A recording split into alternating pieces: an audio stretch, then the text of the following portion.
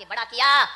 बड़ा आश्चर्य होता है मुझे कि एक बाप अपने 4 बेटों को पढ़ा लिखा के योग्य बना देता है, अपने 4 बच्चों को खिला देता है एक बाप, लेकिन 4 बच्चे मिलकर के बुढ़ापे में एक बाप को रोटियां नहीं दे सकते हैं। मेरे भाई, जब छोटे थे तो इस बाप ने तुम्हें खिलाया था, पिलाया था, आज बुढ़ापा है, 4 बच्चे रोटियां नहीं दे सकते उसको। अरे तुमसे अच्छा तो वो बंदर होता है जो नाच नाच कर मदारी का पेट भर दिया करता है। ध्यान रखिए, क्या जिंदगी है हमारी, क्या जीवन है हमारा।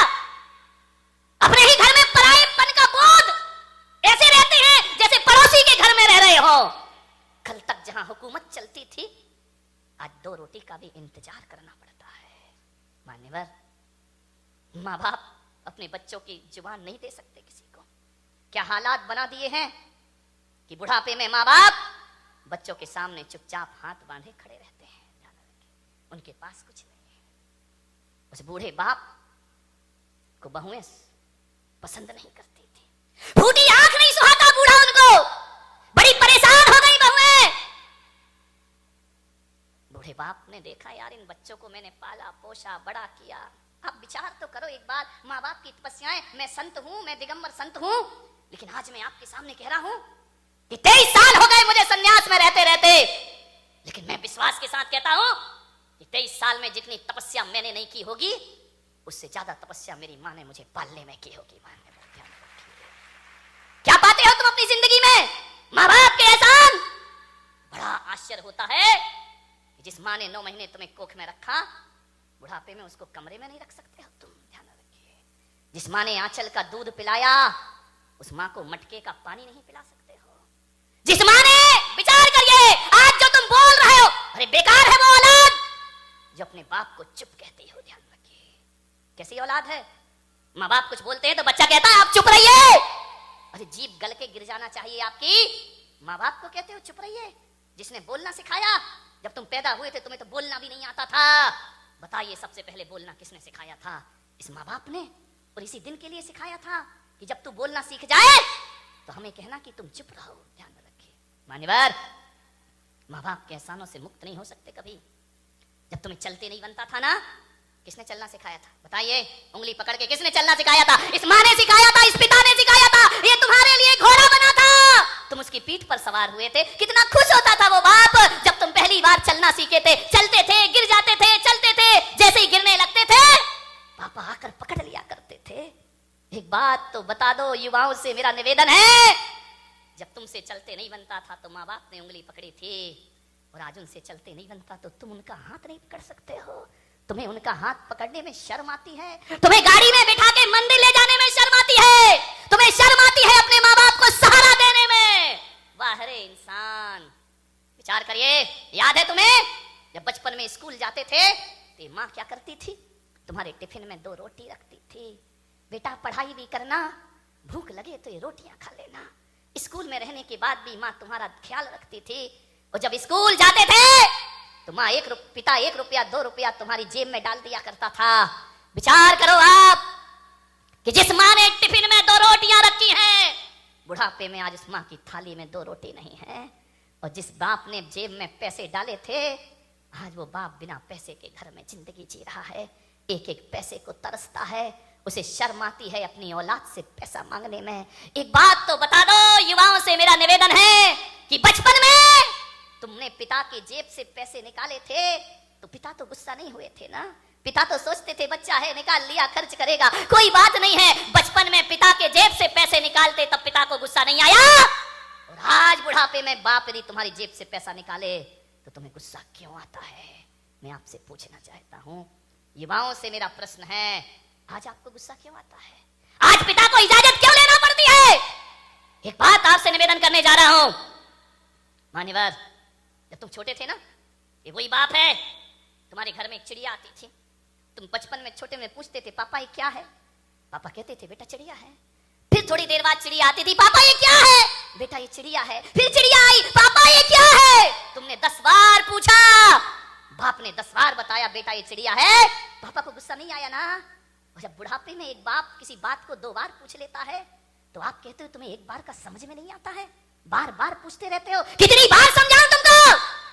बताओ, तुमने 10 बार पूछा तो पापा ने गुस्सा नहीं किया, आज पापा ने 2 बार पूछ लिया तो तुमको गुस्सा आ गया। तुम कहते हो कि माँ बाप जिद करते हैं, बुढ़ापे में परेशान करते हैं। तुमने भी बहुत जिद की थी जब तुम अपने माँ बाप के साथ बाजार गए थे, खिलौने के लिए मचल गए थे, पापा यही खिलौना लूंगा, पापा के पास पैसे नहीं थे, पापा मुझे यही वाला चाहिए। सोचिए, आप विचार करिए, बाप के पास कुछ नहीं था, तुमने डिमांड की, तुमने जिद की, तुम भी तो सड़क पर मचल गए थे, बाजार में रोने लगे थे, तो पापा को गुस्सा नहीं आया। और आज माँ बाप थोड़ी सी जिद कर ले, तुमको गुस्सा आ जाता है। किस काम की जिंदगी है ये तुम्हारी? मान्यवर, विचार करिए, तुमने कितना परेशान किया है माँ बाप को।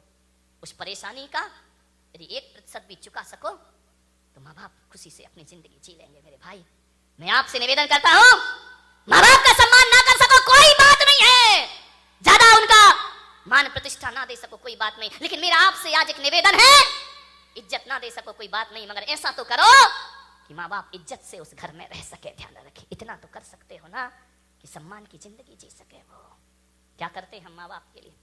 स्वामी विवेकानंद बहुत बड़े संत हुए, अमेरिका गए, उन्होंने अपना भाषण दिया, प्रवचन दिया, मां पर बहुत अच्छा बोलते थे। वो कहते थे मां से अच्छा कुछ नहीं होता, मां से बड़ा कोई धर्म नहीं होता, पिता से बड़ा कोई धर्म नहीं होता, कोई कर्तव्य नहीं होता हमारा। विवेकानंद से किसी जिज्ञासु ने पूछ लिया, आप मां की इतनी महिमा गाते हैं, मां में ऐसा क्या है? धरती पर आए हैं तो मां तो मिलेगी मिलेगी, इसमें कौन सा एहसान?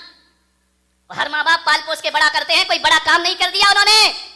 धरती पर आओगे तो माँ बाप तो मिलेंगे ही मिलेंगे। विवेकानंद ने कहा, ये प्रश्न कोई भारत का आदमी पूछ रहा है कि मां में ऐसा क्या है? स्वामी विवेकानंद ने उसे बुलाया कि इधर आओ। वो एक साफा बांधते थे, उन्होंने अपनी पगड़ी खोली, बोले इसे पकड़ो। उसने कहा, स्वामी जी ये क्या है? बोले पकड़ो। उसने पकड़ा।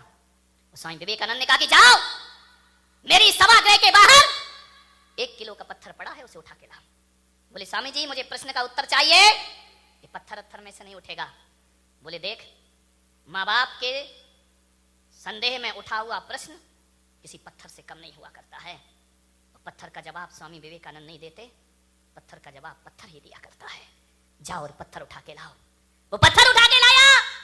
स्वामी जी ने कहा अपने पेट में बांध, और बांध करके पूरे नगर के 3 चक्कर लगा के आ। बोले ऐसा नहीं हो सकता। बोले क्यों नहीं हो सकता है? बोले मुझे उत्तर चाहिए। बोले उत्तर मैं नहीं दूंगा, उत्तर पत्थर देगा। माँ बाप के खिलाफ उठा प्रश्न पत्थर है, उत्तर भी पत्थर ही देगा। जाओ। उसने बांधा पूरे परिक्रमा, बोले थोड़ी देर बांधा फिर छोड़ दिया। बोले मेरे से नहीं होगा ये। बोले क्यों? बोले स्वामी जी आप इतने बड़े विद्वान हैं, मनीषी हैं, ज्ञानी हैं, मैं पेट में पत्थर बांध के घूमूंगा तो लोग हंसेंगे, मेरा मजाक बनेंगे, मुझे अच्छा नहीं लगेगा, मुझे शर्म आती है। तो स्वामी विवेकानंद ने कहा उत्तर मिल गया। बोले ये कोई उत्तर है क्या? बोले यही उत्तर है। जब तुझे 1 किलो का पत्थर बांध के घूमने में शर्म आती है, बोल तेरी माँ 9 महीने तुझे पेट में रखकर कैसे घूमी होगी, उसे शर्म नहीं आई होगी। और आज तुझे शर्म आई और तूने पत्थर फेंक दिया। अरे मूर्ख, यदि तेरी माँ को शर्म आती हो तुझे कोख से निकाल कर फेंक देती तो आज मेरी सभा में प्रश्न पूछने की औकात तेरी नहीं होती। ध्यान रखिए, ये माँ बाप का उपकार हुआ करता, ये माँ बाप की बदौलत है। एक बात याद रखना मेरे भाई, आज तुम्हारे पास जितनी भी दौलत है वो माँ बाप की बदौलत है। ध्यान रखिए, माँ बाप नहीं होंगे तो कहां से डॉक्टर बन जाओगे, कहां से इंजीनियर बन जाओगे? अरे माँ बाप का एहसान मानो, एहसान मानो इस माँ का। गर्भपात की दुनिया में भी तुम्हें जन्म देने की ताकत रखी है उसने। यदि जन्म से पहले मार देती तो आज यहाँ बैठ के प्रवचन नहीं सुन रहे होते तुम लोग। आज जो इज्जत तुमने कमाई है ना, ये मत सोचना कि पढ़ लिख के इज्जत कमाई है, ये मत सोचना कि दौलत कमा के इज्जत कमाई है। आज किसी संत की सभा में इज्जत से बैठे हो तो अपनी बदौलत नहीं, अपने माँ बाप की बदौलत बैठे हुए हो। ध्यान रखिए, मेरा आपसे निवेदन है, यदि ये माँ तुम्हें जन्म देके किसी कचड़े घर में फेंक देती ना, जैसे आज बुढ़ापे में तुम उसे फेंक रहे हो, यदि बचपन में इस माँ ने फेंक दिया होता ना तो ना तुम्हारी जात का पता चलता, ना तुम्हारे बाप का पता चलता, और इस धरती पर नाजायज औलाद बनकर जीते रहते। कोई तुमसे शादी करने को तैयार नहीं होता। मेरे भाई, माँ बाप ने जिंदगी भर अपना चरित्र बचाया है, इस माँ ने अपने सतीत्व को बचाया है, उस पिता ने अपने चाल चलन को सुधारा है, तब जाकर तुम इस समाज में इज्जत की जिंदगी जी रहे हो। मेरे भाई ध्यान रखिए, ये इज्जत भी माँ बाप से मिली है, ये नाम भी माँ बाप से मिला है। और तुम्हें डॉक्टर बनाने से पहले तुम्हें डॉक्टर बनाने का सपना माँ बाप ने देखा था, तुमने बाद में, तुम्हें तो अकल भी नहीं थी, तुम्हें तो समझ भी नहीं थी कि इंजीनियर क्या होता है, डॉक्टर क्या होता है। माँ बाप तुम्हें बनाते हैं। आज तुम जहां भी हो, संतों की बदौलत, भगवान की बदौलत हो या ना हो, माँ बाप की बदौलत आज तुम जहां पर भी हो, ध्यान रखिए। माँ बाप का हाथ है इसमें। बूढ़ा दुखी हो गया, बहुएं पसंद नहीं करती, घर जाता बूढ़ा तो ऐसा लगता जैसे किसी जेल में प्रवेश कर रहा हो। पत्नी भी नहीं, फोटो लगी है पत्नी की, लेटा हुआ है पलंग पर, कभी पत्नी को देखता है, कभी अपने आप को देखता है। रात कटती है करवट में, पता नहीं चलता कितनी लंबी रात है। यूं तो अमावस 15 दिन में एक बार आती है, लेकिन उस बूढ़े की जिंदगी में तो अमावस ही अमावस थी, पूर्णिमा तो कभी आ ही नहीं पाई। सुबह ताने भरे शब्दों से नाश्ता मिलता, उलाहना दे करके 2 रोटी मिलती। करते क्या हो तुम यहां बैठे बैठे? कुछ नहीं बोला बूढ़ा। ठीक है, जाए भी तो जाए कहां? बड़ा दुखी था। मर भी नहीं सकता, मौत भी नहीं आती, जी भी नहीं सकता, जीने जैसा कुछ बचा भी नहीं है। बहुत दुखी है बूढ़ा। थोड़ा बहुत टहलाता, यार दोस्तों में बैठता, शरीर में ताकत नहीं, कुछ कमाए, कुछ मेहनत करे, फिर घर लौट आता। और घर लौटता तो ऐसा लगता कि किस दरिंदगी की जिंदगी में मैं वापस लौट आया हूं। कोई ढंग से बात नहीं करता, बेटे के पास टाइम नहीं, वो क्लिनिक से आता, वो साइड से आता नहाता धोता, टीवी के सामने बैठ गया। बूढ़े बाप से कोई कुछ नहीं पूछता। मैं युवाओं से निवेदन करूंगा, बूढ़े माँ बाप को बुढ़ापे में कुछ नहीं चाहिए, कुछ नहीं चाहिए। कोई बूढ़े माँ बाप नहीं कहेंगे अच्छा कमरा दो, अच्छा बंगला दो, गाड़ी दो, मोटर दो, अच्छा खाना दो, कोई माँ बाप नहीं। आपसे निवेदन है, जब कोई बेटा विदेश जाता है ना घूमने के लिए, पढ़ने के लिए, यदि वो पत्नी से पूछता है क्या लेकर आऊं, पत्नी कहती है मेरे लिए हार लेकर आना। बच्चे से पूछता बेटा तेरे लिए क्या लेके आऊं, वो कहता है मोबाइल लेके आना। बहन से पूछता है तेरे लिए क्या लेकर आऊं, वो कहती है अच्छे से सूट लेकर के आना। लेकिन जब माँ से पूछता है माँ मैं विदेश जा रहा हूं, बता तेरे लिए क्या लेकर आऊं, तो माँ कहती है मेरे पास सब कुछ है मेरे बच्चे, कुछ लाए या ना लाए, मेरा लाल तू वापिस आ जाए, इससे बड़ा उपहार मेरे लिए दुनिया में कोई दूसरा नहीं। एक माँ है जो केवल तुम्हें चाहती है, तुम्हें बस, बाकी सारे रिश्ते तो तुमसे कुछ चाहते हैं। ध्यान रखिए, तुम्हें चाहने वाला कौन है? मान्यवर, क्या चाहिए बूढ़े माँ बाप को?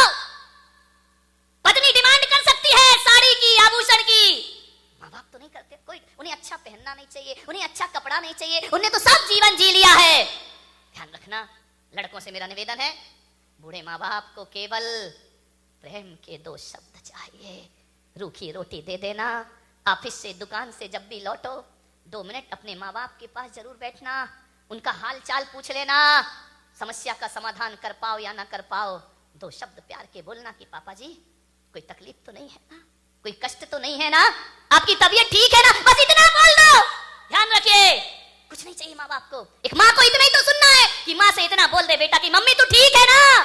मैं आज आपसे पूछता हूं, एक सच्चा बेटा होगा तो आज जाके घर में माँ बाप से पूछेगा कि माँ बाप, माता पिता जब तुमने मुझे जन्म दिया था क्या सोच के जन्म दिया था? एक बात पूछना प्रश्न अपने माँ बाप से, क्या सोच के तुमने जन्म दिया था मुझे? आप बताओ पिताजी, जैसा आपने सोचा था मैं उसके अनुसार हूं या नहीं हूं? पूछ लो एक बार अपने माँ बाप से। किन अरमानों से जन्म दे के पाल पोस के बड़ा किया था, मैं आपकी इच्छाओं के अनुरूप जीवन जी रहा हूं या नहीं जी रहा हूं? और माँ बाप यदि कुछ ना बोले तो समझना कि तुम अभी वैसा जीवन नहीं जी रहे हो। और मैं पुलक सागर आपको कहता हूं कि माँ बाप यदि चुप हो जाए तो कसम खा लेना कि आज से मैं माँ बाप के अनुसार जिंदगी जीने का प्रयास करूंगा। ध्यान रखिए, और जो बेटा ऐसा कर लेगा वो किसी संत से कम नहीं हुआ करता है बेटा। मान्यवर, बड़ा लड़का कहे कि मैं नहीं रखता, छोटा लड़का बोले मैं नहीं रखता इस बूढ़े बाप को, कोई नहीं रखता है। दोनों भाई अलग अलग हो गए, उस बूढ़े को कोई रखने को तैयार नहीं, दोनों का बंटवारा हो गया। एक ने दूसरा मकान ले लिया, एक ने दूसरा मकान ले लिया। एक कहता है कि पिताजी अब कहां जाओगे तुम? मालूम है ऐसे ऐसे बुढ़ापे कट रहे हैं इस धरती पर। बड़ा बेटा कहता है 15 दिन मेरे पास रहना, 15 दिन छोटे के पास रहना। ध्यान रखना, वो जब 31वें का महीना आ जाता है, ना बड़ा रखता है ना छोटा रखता है, वो आदमी मंदिर में गुजारता है दिन। ध्यान रखिए, जब तनख्वाह आती है तो बड़ा कहता है मुझे दो, पेंशन मुझे चाहिए, छोटा कहता है पेंशन मुझे चाहिए।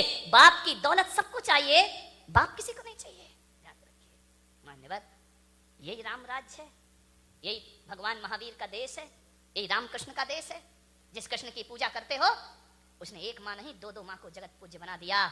जन्म देने वाली देवकी और पालने वाली यशोदा को भी सारे जगत का सम्मान प्रदान कर दिया। विचार कर, राम जैसे बेटे जो वनवास देने वाली माँ को भी अपनी माँ कह करके बुलाया करते हैं। ध्यान रखिए क्या किया है तुम्हारे माँ बाप ने तुम्हारे साथ, जो बुढ़ापे में उनके साथ दुर्व्यवहार होता है।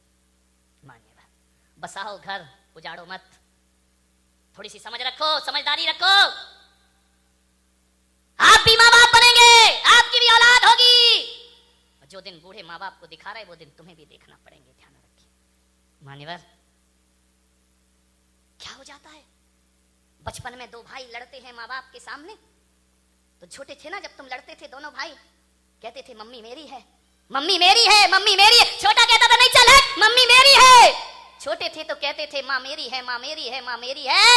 और बड़े होकर कहते हो माँ तेरी है, माँ तेरी है, माँ तेरी है। मेरी कहने वाला कोई नहीं इस धरती पर। मान्य विचार करिए, जिस घर में माँ बाप की आंखों में आंसू आ जाएं, तुम्हारा किया हुआ सारा पुण्य माँ की आंसुओं की धार में बह जाया करता है।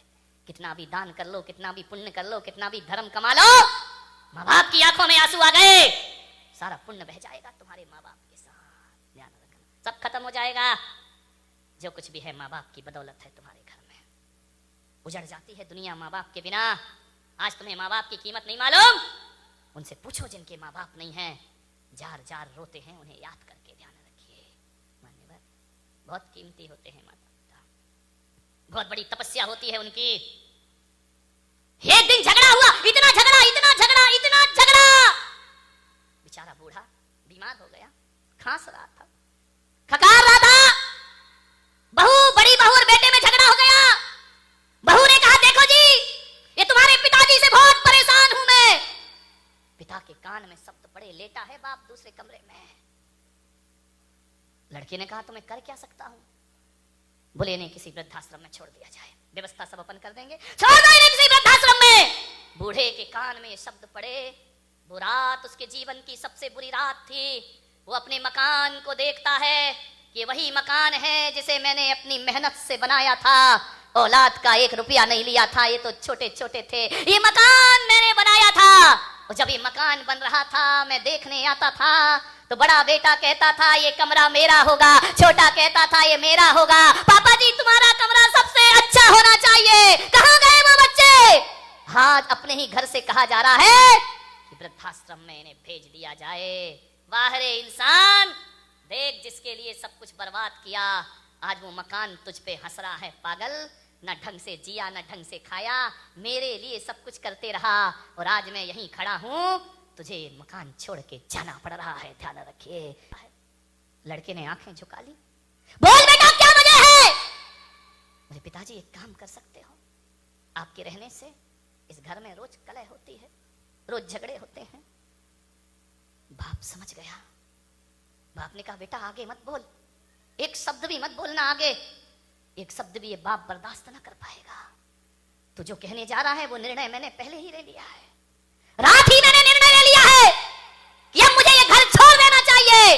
अब इस घर में रहने लायक मेरे नहीं है, ये नरक हो चुका मेरे लिए, मैं जा रहा हूं बेटा।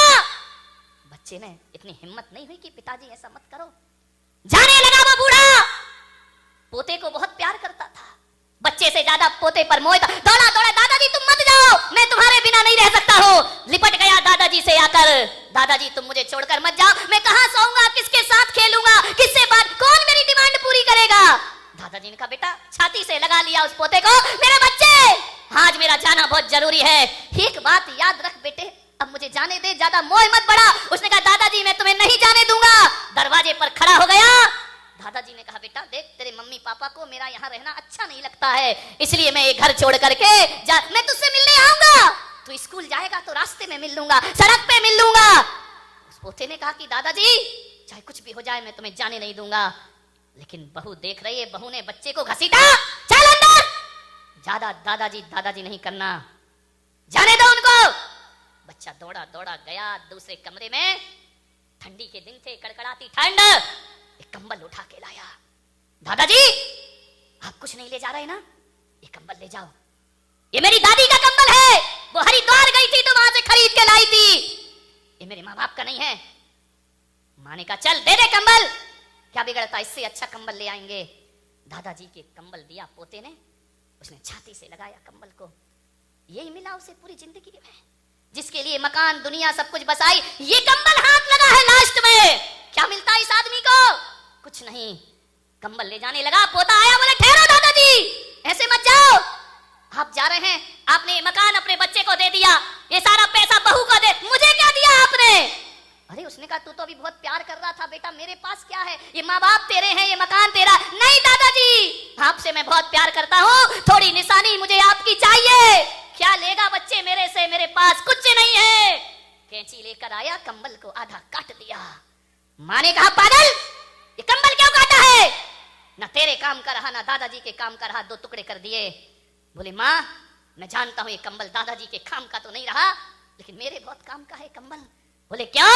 बोले जैसे आप दादाजी को घर से निकाल रहे हो, और बड़ा होकर जब मैं तुम्हें निकालूंगा तो आधा कंबल तुम्हारे बहुत काम आएगा जिंदगी में, ध्यान रखना।